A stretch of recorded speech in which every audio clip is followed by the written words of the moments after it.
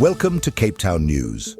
Today is Thursday, the 9th of October, 2025, and here's what's making headlines in the Western Cape. Western Cape commits to creating 600,000 jobs following Cosatu March. Protesters pepper-sprayed at Civic Centre after Mayor refuses to meet with them. Living in the crossfire, Cape Flats residents endure a bloody September. City condemns growing hijackings targeting waste services staff.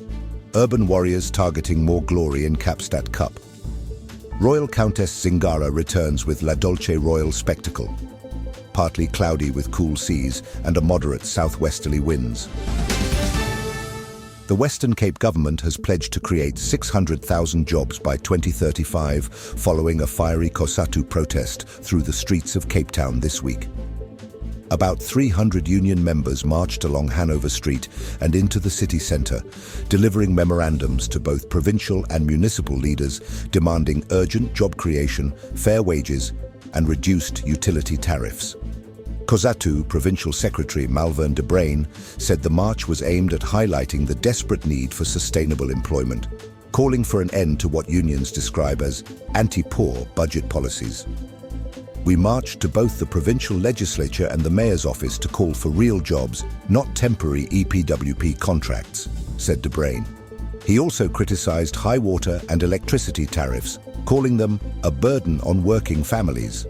In response, Western Cape Director General Harry Malila said the province's goal is to grow the economy and create 600,000 new jobs by 2035, noting that 90% of all net jobs created in South Africa over the last 3 years have been in the Western Cape. The march also drew support from the Palestine Solidarity Campaign, which joined in solidarity to link decent work with global justice. The Western Cape government has reaffirmed its commitment to transparency, promising to host a public dialogue session next month to share job creation milestones, targets and challenges.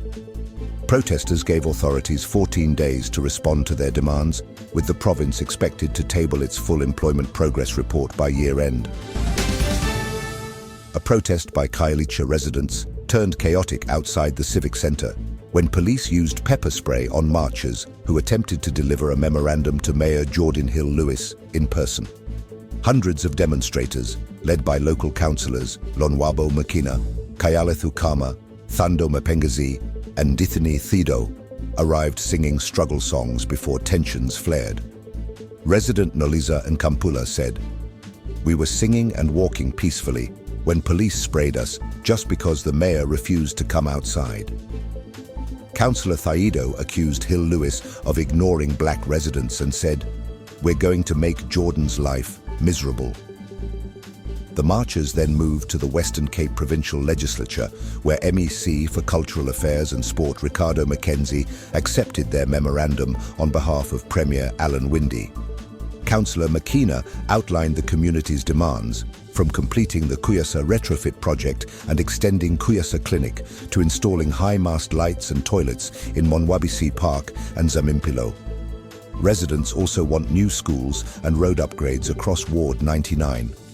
The city has 7 days to respond. Meanwhile, human rights groups have condemned the excessive use of pepper spray on peaceful protesters, calling it a violation of the right to free assembly. City officials have promised an internal review of police conduct during the march, while local leaders continue to demand accountability and meaningful engagement to rebuild public trust in municipal governance. September was one of the bloodiest months on record for the Cape Flats, with nearly 500 gang-related shootings reported across Hanover Park, Mitchell's Plain and Manenberg. Residents say they are living in constant fear as gunfire erupts daily in their streets. Community Policing Forum spokesperson Kashifa Mohammed said, "Our children go to sleep and wake up to gunshots. They can't play outside. They can't feel safe anymore."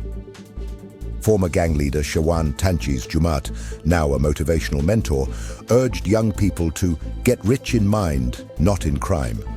Analyst Brandon Davis from the Global Initiative Against Transnational Organized Crime linked the spike to splinter gangs and turf wars, saying breakaway factions like the incredibly gifted bastards are fueling the violence.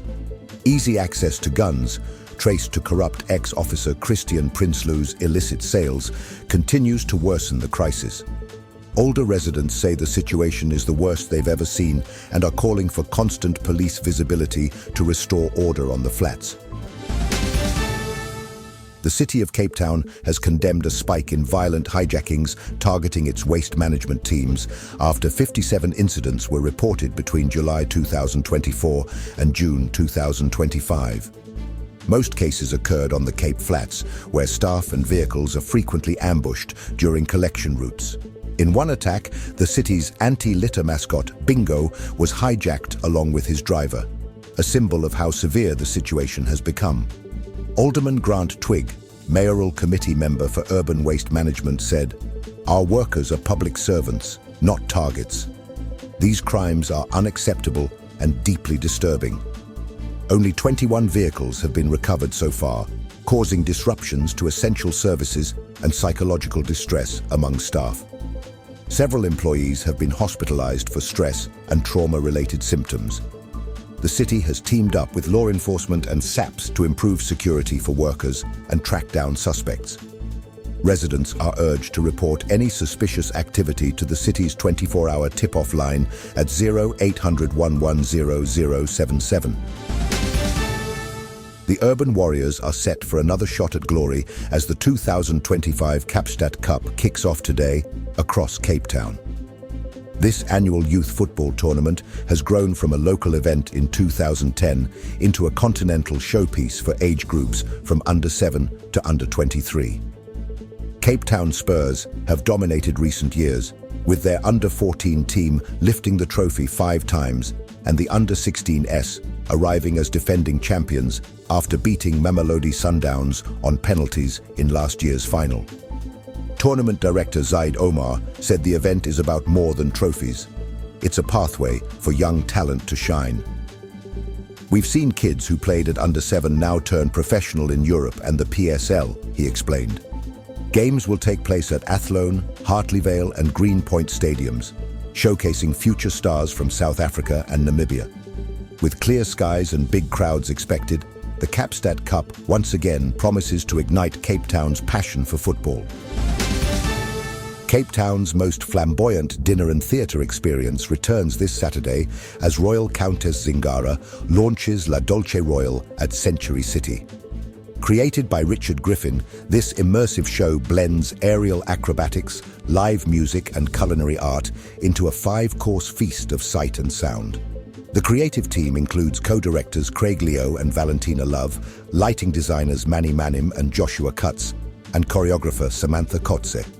A stellar international cast features aerial duo Juan Palacios and Victoria Perez, balance act performer Tatiana Babi, and twin acrobat brothers Mikola and Andriy Pisiura. Guests are welcomed with a drink before the 5-course dinner and show, priced at 1,150 Rand per person. Corporate bookings are open now, with standard tickets available through zingara.co.za. Doors open at 7 and the performance begins at 8. An unmissable evening of luxury, laughter and limitless imagination awaits at La Dolce Royal, where Cape Town meets Cirque-style magic. Here is your money, commodities and crypto updates.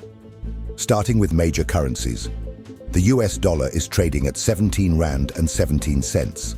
The British pound stands at 23 Rand and 2 cents. And the euro will cost you 19 Rand and 99 cents.